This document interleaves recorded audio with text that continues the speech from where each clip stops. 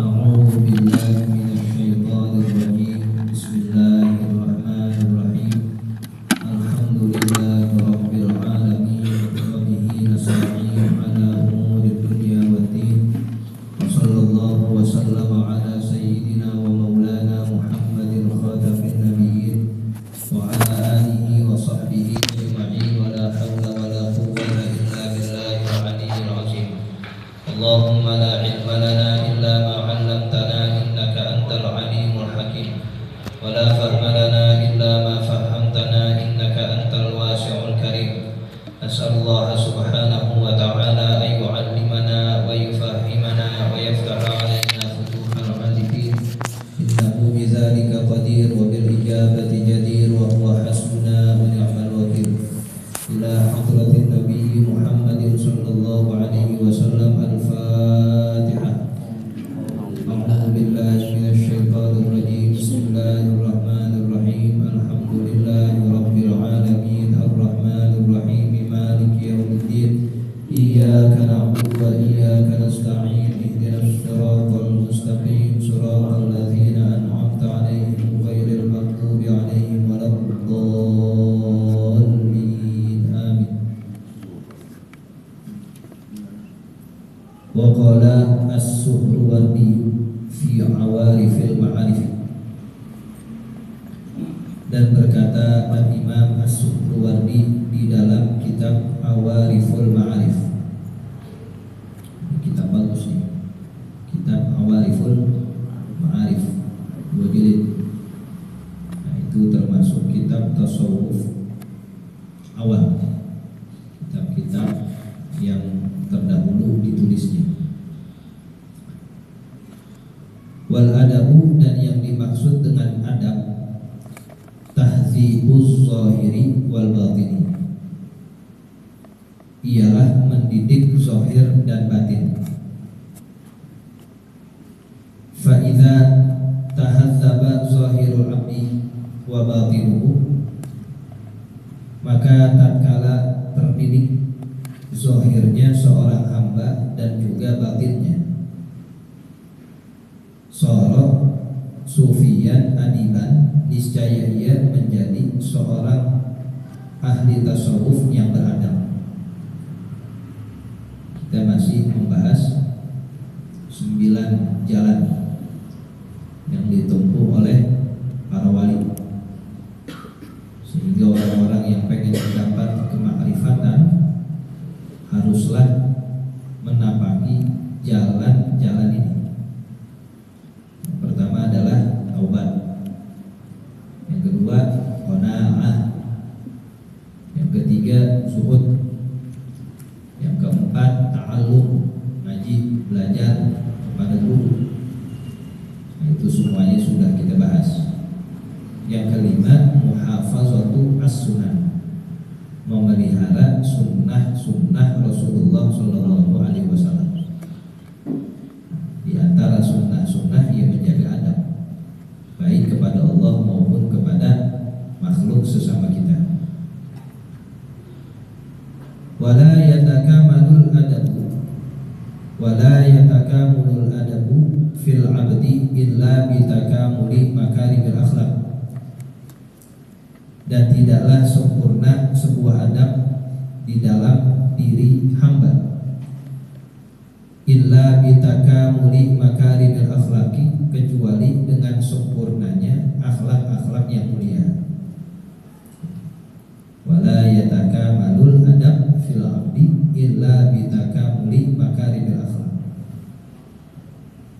Min majmu'iha, dari keseluruhan akhlak mulia itu ialah tahsinul khuluq, membaguskan perilaku, baik yang zahir maupun yang batin. Qala Yusufu ibnu Husaini, berkata Syekh Yusuf bin Husain, bil adabi yufhamul ilmu, dengan adab dapat dipahami ilmu. Wabil ilmi yasihul amal, dan dengan ilmu sahlah sebuah amal. Wabil amali, dan dengan amal tunalul hikmatu, diraih hikmah. Wabil hikmati, dan dengan hikmah yuqamu zuhdu, ditegakkanlah sifat zuhud. Wabil zuhdi tutrakud dunia, dan dengan zuhud dapat ditinggalkan dunia. Wabitarkid dunia, dan dengan meninggalkan dunia yurghabu fil akhirati, mendapatkan keinginan akhirat. Wabir rahobati fil akhirati, dan dengan keinginan akhirat tunalu rahmatullahi ta'ala, diraihlah rahmat Allah ta'ala. Jadi asalnya, muaranya atau induk dari keseluruhan rahmat Allah bersumber dari adab. Bil adab yufhamul ilmu, dengan adab ilmu dapat kita pahami. Kalau kita ngaji kagak paham-paham, nah berarti ada yang salah dengan adabnya. Nah dikatakan kalau kamu beradab, ilmu yufham, dapat dipahami. Sampai seterusnya diraihlah rahmat Allah. Maka natijanya bil adabi tunalu rahmatullah. Kalau orang ngaji mantik namanya kias murakkab. Ketika disusun beberapa qadhiyah sampai kepada satu kesimpulan. Dengan adab dapat ilmu, dengan ilmu dapat amal, dengan amal dapat hikmah. Kan ujungnya adab, nanti semuanya dihapus tuh, namanya haddul awsat. Sisanya dari ujung ke ujung, berarti bil adab tunalu rahmatullahi ta'ala. Wa qala Abul Husain An-Nawawi, dan berkata Al-Imam Abul Husain An-Nawawi, laisa lillahi fi 'abdihi maqamun wala halun wala ma'rifatun tasqutu ma'aha adabus syariah.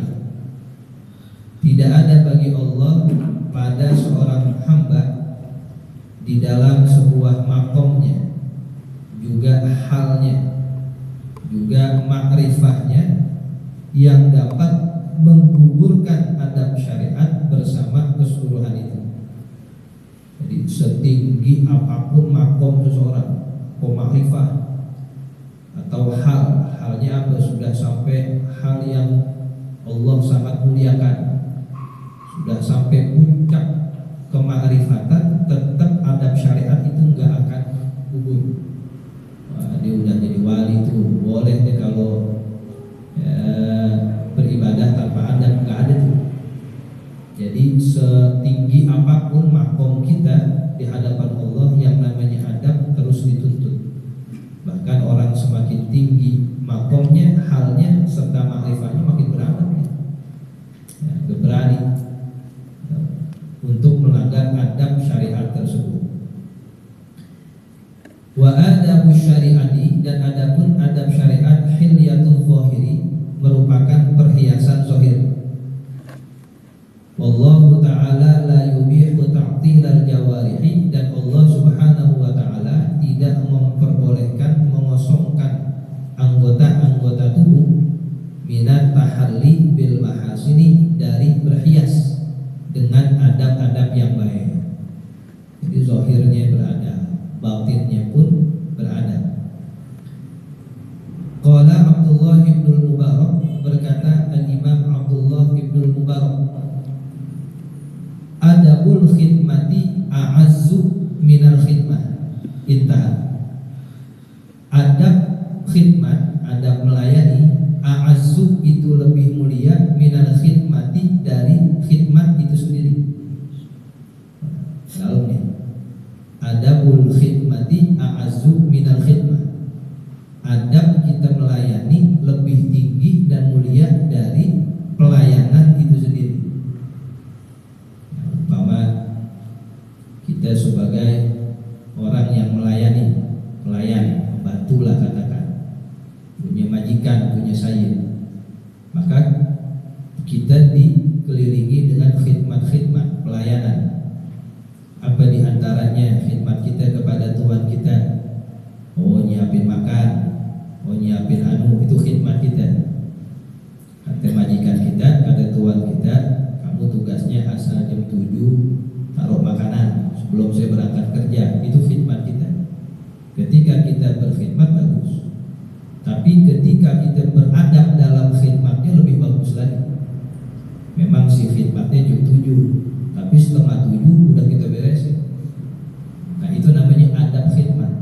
tuan saya memang suruh jam 7, tapi kan kalau lebih bagus, lebih mulia, aaz, lebih tinggi, setengah 7 disiapin nasi uduknya ya, kopinya, robohnya 2 batang. Orang kerja begitu juga segar ya, katanya jam 7, setengah 7 udah rapi. Kata tuan kita, cakep banget ini pelayan begini, besok gua naikin gajinya. Nah, adab khidmat lebih tinggi dari khidmat itu.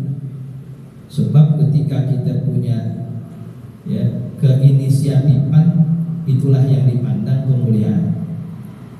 Kita jadi supir, kata tuan kita, nanti habis saya makan kamu anterin saya. Tugas kita kan nyupirin, itu khidmat kita sebagai supir. Tapi sebelum kita nyupirin dia, mobilnya kita cuci dulu. Itu sih kagak disuruh sama dia, yang disuruh supaya apa? Nyupirin. Tapi adab khidmat kita itu lebih mulia. Nah, ini mobil kita lapin dulu, emang kagak disuruh sama dia. Cuma kan kita pengen nganterin orang nih, kita pengen nganterin tuan kita, cuciin, ya, rapihin kacanya biar kelihatan jelas, dalamnya semprotin minyak wangi, siapin apa nih kebutuhan dia, apa ada tisunya, diperintah gitu. Kagak, cuman kita inisiatif, itu namanya adabul khidmah. Makanya ini yang biasa diperluin tuan kita, ada airnya, takut dia lagi jalan butuh makanan itu, kata tuan kita besok naikin gajinya. Itu namanya adab khidmah. Terkadang adab khidmah lebih tinggi daripada khidmah itu sendiri. Kita jadi murid, guru kita sakit, datang ke tempat pengajian, adab kita secara murid sih emang pengen diajarin sama guru, kita tungguin, dibilang guru lagi kurang sehat, udah gak usah ngaji dulu, guru istirahat aja, pulang, kasih dah tuh api jeruknya, guru minta ke jeruk, kagak, cuman adab khidmah, azumina khidmah. Guru lagi sakit tanya, guru sakit apa? Ya, biasa yang namanya orang keluar malam dulu masuk angin di wajar dah, kasih bang sekilo jeruk, itu namanya adab khidmah. Guru kita ngeliat kita cakep banget murid begini, ya kita sih gak minta jeruk, ya, tapi dikasih, sih gak minta kopi, mah kalau ada sih jeruk juga nih, itu namanya adab khidmah. Nah, itu dikatakan adabul khidmah a'azzu minal khidmah, inisiatif, tidak peduli, bahasanya lebih tinggi daripada khidmah itu sendiri. Allah perintahin zuhur sholat jam 12, setengah 12 udah wudu, itu namanya adab khidmah. Ya Allah, cakep benar, belum dipanggil udah siap berdiri aja di musola, nah, sudah rapi, kainnya cakep, bajunya bagus, itu namanya adab khidmah. Khidmah kita kepada Allah sholat sesuai waktunya, tapi sebelum waktunya itu udah wudu, bukan wudu lagi, mandi, ya kita padahal kagak mandi juga gak apa-apa, asal wudu doang, tapi kita menginginkan adab yang lebih tinggi. Nah, adab khidmah itu bisa diraih, bisa dicari, bisa didapatkan dari kepedulian. Semakin orang itu peduli, semakin care, semakin inisiatif, maka adabnya semakin tinggi. Kebalikannya begitu, kalau orang nggak peduli, nggak care, tidak punya inisiatif, kalau seorang kampung kaki hidup, maka adabnya atau tadi etika khidmatnya juga kurang. Nah, itu perkataan Abdullah bin Mubarak. Qauluhu, perkataannya, wa minal awarifi ila akhirih, ay wa min kitabi awarifil ma'arif, dari kitab Awariful Ma'arif li Syekhil Arifin As-Suhrawardi. Utlubil adabat, carilah adab, wa awwilan alaihi, dan perhatikanlah atas adab tersebut. Fil babil hadi wa thalathin, di bab yang ke-31, wa thani wa thalathin, atau bab yang ke-32, wa ma ba'dahu, dan setelahnya. Kalau kita lihat kitabnya itu nanti ada bab 31, bab 32. Nah, saya punya itu kitab Awariful Ma'arif 2 jilid, As-Suhrawardi, memang bagus kitabnya, termasuk kitab-kitab tasawuf awal. Nah, cuman bahasanya bahasa kitab-kitab awal, sangat turos atau sangat klasik sekali. Ya, banyak nukilan-nukilan dari riwayat-riwayat sebelumnya. Waqad naqaltu ba'dal ibarati, dan sungguh aku nukil sebagian ibarat fi hadza syarhi, pada syarah ini. Minhu, di antaranya, idla dalila ala tariqi ilal ilahi, sebab tidak ada dalil petunjuk atas jalan menuju Allah, illa mutaba'atur rasuli al-mukammilah, kecuali mengikuti Rasul al-mukammilah yang sempurna, fi halihi wa fi'alihi wa maqalihi, pada keadaan, perbuatan, dan ucapannya. Nggak ada lagi dalil atau satu jalan yang bisa mengantarkan kita pada ma'rifatullah kecuali mengikuti Rasulullah Shallallahu Alaihi Wasallam.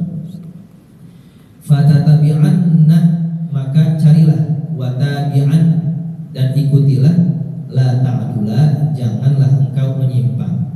Ya, semua kita tahu dari adab-adab Rasulullah itu aja udah jadi pegangan kita, itu yang kita ikutin. Nah, saya akan mengantarkan kita kepada ma'rifatullah. Qala as-Suhrawardi, berkata al-Imam Suhrawardi, kullul adabi, semua adab-adab, tatalaqqa min Rasulillah sallallahu alaihi wasallam, itu diambilnya dari Rasulullah sallallahu alaihi wasallam. Mau kita cari adab yang bagaimana, mulai dari melek mata sampai tidur lagi, ada semuanya Rasulullah contohin. Nah, kita ngambil dari yang lain. Fa innahu alaihi salam majma'ul adabi zahiran wa batinan, sesungguhnya Rasulullah alaihi salam adalah majma'ul adab, tempat berkumpulnya adab-adab baik, zahiran wa batinan, baik adab zahir maupun batin. Kita cari apa dari yang bagus-bagus, semuanya ada di dirinya Rasulullah Sallallahu Alaihi Wasallam. Innama bu'itsu liutammima makarimal akhlak, justru tugas saya ini diturunin sama Rasulullah biar benerin akhlak adab orang. Qad kana fi Rasulillahi uswatun hasanah, dalam diri Rasulullah terdapat teladan, contoh yang bagus-bagus baik zahir maupun batin. Wa akhbarallahu ta'ala an husni adabihi, lalu Allah subhanahu wa ta'ala mengabarkan tentang bagus adabnya Rasulullah fil hadrati, di kehadiran Allah, biqaulihi, dengan firman-Nya, biqaulihi ta'ala, ma zaghal basaru wa ma tagha, tidaklah Rasulullah sallallahu alaihi wasallam pandangannya itu berpaling, juga tidak melampauinya.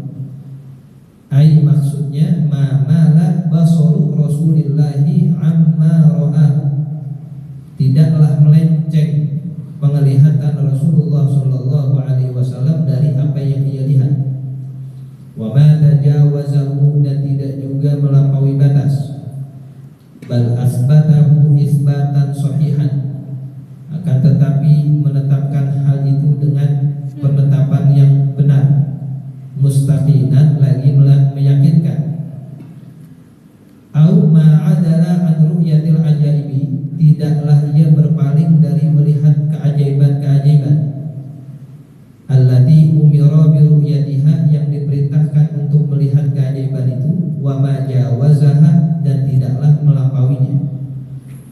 Wa hadhihi, dan adab ini qamilatun samar, min ghawamil adabi, termasuk dari adab-adab yang samar, ikhtassa biha Rasulullah sallallahu alaihi wasallam, yang Rasulullah sallallahu alaihi wasallam dikhususkan terhadap adab itu.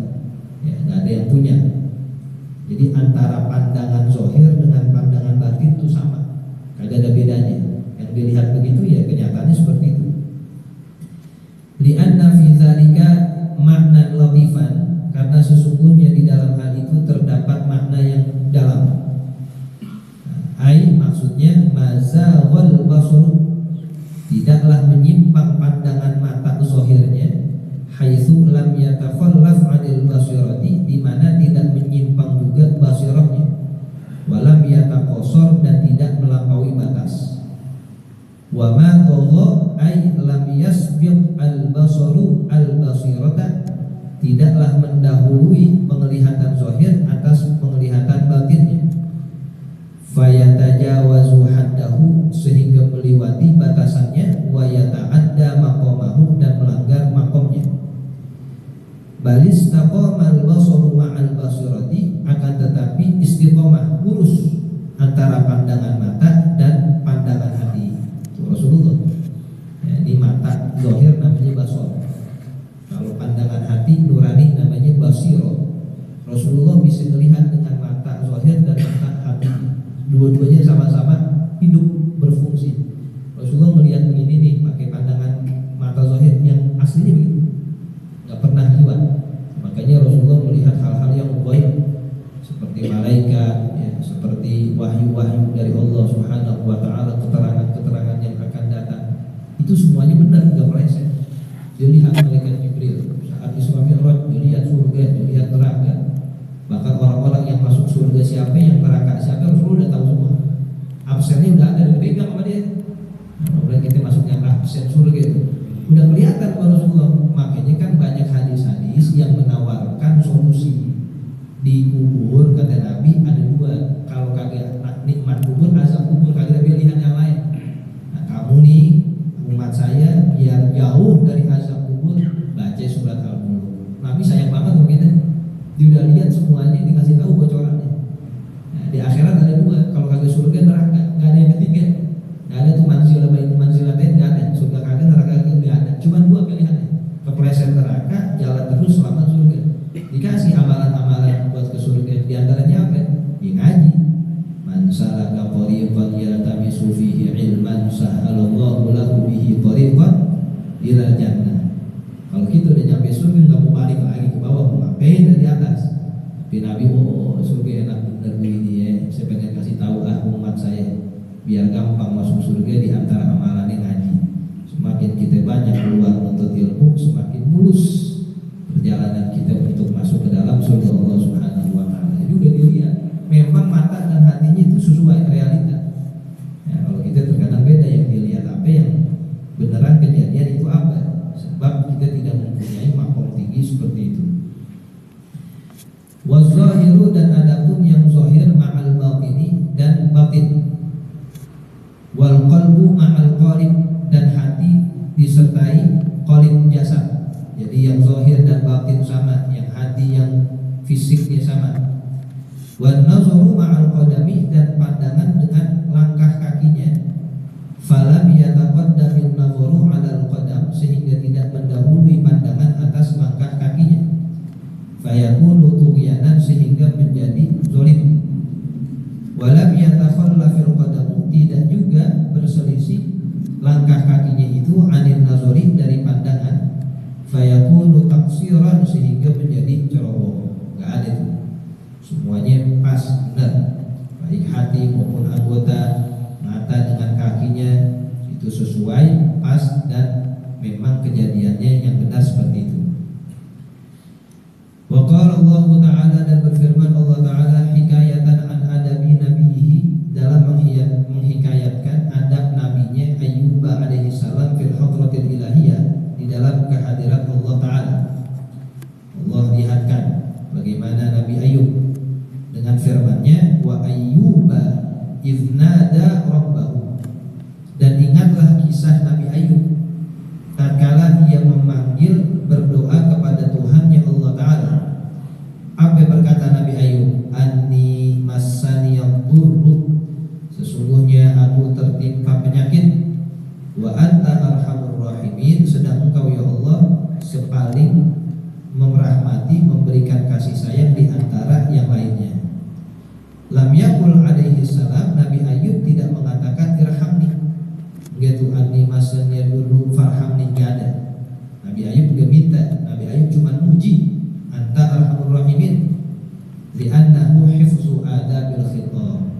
Nabi Ayub karena yang demikian itu menjaga adab dialog dengan Rasulullah SAW. Kita cuma bilang, ya Allah saya lagi sakit, harusnya gimana? Sembuhin ya Allah, begitu. Tapi Nabi Ayub gak minta sembuhin, Allah pasti nyembuhin ya, kalau hambanya memohon. Tapi Nabi Ayub hanya memuji, ya Allah saya lagi sakit nih, engkau sebaik-baiknya penyembuh, engkau sebaik-baiknya yang memberikan rahmat. Segitu aja, nggak disebut tuh sembuhinnya atau permintaan yang lain. Adabnya Nabi Ayub. Wa'ad adabi nabihi Isa alaihi salam, dan Allah menghikayatkan tentang adab nabinya Nabi Isa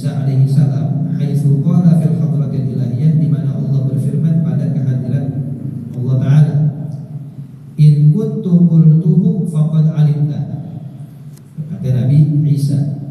Apabila aku mengatakannya, maka sungguh engkau sudah tahu. Walam yaqul alaihi salam, Nabi Isa tidak mengatakan lam aqul, ya, aku tidak mau mengatakan, karena kau udah tahu. Enggak, riayatan li adabil hadrati, karena menjaga adab pada Allah Ta'ala. Kalau saya bilang kau juga tahu, kalau saya dibatakin. Nabi Isa udah bilang lam aqul, saya nggak mau ngomong, saya nggak mau doa, kamu udah tahu.